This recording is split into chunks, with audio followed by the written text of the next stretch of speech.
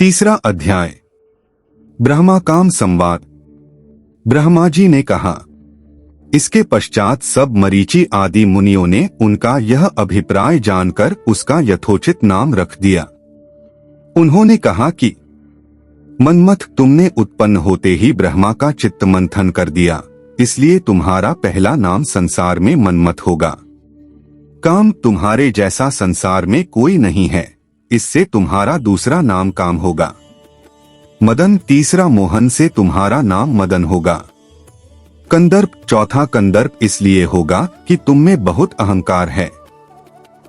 तुम्हारे समान कोई देवता पराक्रमी और सर्वव्यापक नहीं होगा। तुम्हारे लिए प्रजापति दक्ष एक सुंदर कामिनी स्त्री देंगे जिसे ब्रह्मा जी उत्पन्न कर चुके हैं और जिस रूपवती का नाम संध्या है। 5 बाणों का परीक्षण। यह सुनकर उस काम ने अपने 5 बाणों का नामकरण कर तुरंत उनका परीक्षण करना चाहा। हर्षण, रोचन, मोहन, शोषण और मारण, ये 5 नाम हुए जो मुनियों के भी मोहक थे। उसने इन 5 बाणों को मुनियों पर चला दिया। संध्या भी थी। उसने कहा, अच्छा, इसे तो मैं ही मोहित करूंगी। इतने में काम ने 5 बाणों का प्रयोग कर दिया। प्रभाव, मोहन ने ब्रह्मादिकों के मन को मोह लिया। सबके मन में विकार हुआ, वे विकृत हुए। सभी बार बार संध्या को देखने लगे। परिणाम, उनमें काम की वृद्धि हो गई। मुझ में, ब्रह्मा में 49 भाव जागृत हो गए। संध्या में भी विकार आया। वह भी ऋषियों पर कटाक्षपात करने लगी। एक प्रजापति ने भी उसकी इच्छा की। मरीचि, अत्रि और दक्ष आदि सब मुनि इंद्रियों के विकार को प्राप्त हो गए। तब मुझे और सब मुनियों तथा संध्या को देखकर काम को अपने कर्म में विश्वास हुआ। तब पिता और भाइयों की पापगति को देखकर काम को बड़ा दुख हुआ और उसने धर्मरक्षक प्रभु शिवजी का स्मरण किया। उसने महेशान की स्तुति की। मैं ब्रह्मा भी वहां उपस्थित हुआ। तब मुझे देखकर आकाश स्थित शिवजी हंसते और मुझे लज्जित करते हुए बोले, हे ब्राह्मण, तुम्हें पुत्री को देखकर काम कैसे प्रकट हो गया? यह तो वेद मार्ग से चलने वालों को उचित नहीं है। विद्वान जन माता, बहन और भाई की स्त्री तथा कन्या को भूलकर भी कुदृष्टि से न देखें। फिर वेद तो तुम्हारे मुख में ही विराजमान है, जिसे काम मात्र से तुमने कैसे भुला दिया?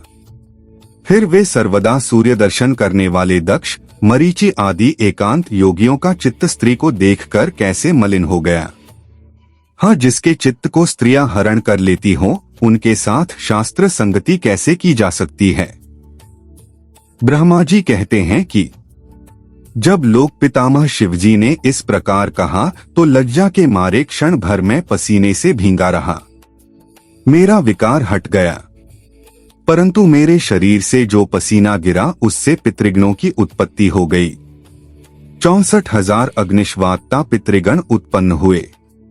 86,000 बर्हिषद पितर हुए और जो दक्ष के शरीर से पसीना गिरा था उससे सर्वगुण संपन्न एक कन्या उत्पन्न हुई जो मुनियों के भी मन को मोहने वाली थी और जिसका लोकविख्यात नाम रति हुआ।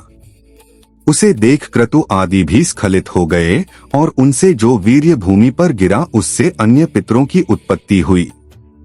इस प्रकार वह संध्या बहुत से पितरों को उत्पन्न करने वाली हुई। इसी समय शिवजी अंतर्धान हो गए और उनके वाक्यों से लज्जित मैं कंदर्प अर्थात काम से क्रुद्ध हुआ। मेरे क्रुद्ध होते ही काम ने शीघ्र ही अपना बाण खींच लिया और मैं जलती हुई अग्नि के समान जलने लगा।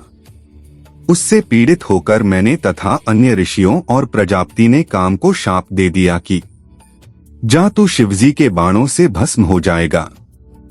यह सुन रति का पति कामदेव उसी क्षण अपना धनुष फेंककर मेरे चरणों पर आ गिरा और पूछा कि आपने मुझे ऐसा कठिन शाप क्यों दे दिया? क्योंकि आप लोग न्याय के अनुसरण करने वाले हैं, मैंने तो आपका कोई बिगाड़ नहीं किया। आप ही ने तो कहा था कि मैं ब्रह्मा, विष्णु और शंभु ये सभी तुम्हारे वश में हैं। जो आपने कहा था मैंने उसी की परीक्षा की है। हे जगत पिता, मैं निरपराध हूँ। मुझे ऐसा कठिन शाप क्यों देते हैं? ब्रह्मा जी ने डांटते हुए कहा, यह संध्या मेरी कन्या है। इसको तुमने काम से लक्षित किया है, इसी कारण मैंने तुझे शाप दिया है। हे काम, अब तुम शांत होकर सुनो कि जब तुम महादेव जी के नेत्र रूप अग्नि से भस्म हो जाओगे, तब फिर शीघ्र ही समान शरीर को प्राप्त करोगे, और जब महादेव जी अपना विवाह करेंगे तब तुमको शरीर प्राप्त होगा। काम से ऐसा कहकर मैं लोक पितामह अंतर्धान हो गया। सब मुनि और कामदेव भी अपने स्थान को चले गए। इति श्री शिव महापुराण द्वितीय सती खंड का 3रा अध्याय समाप्त।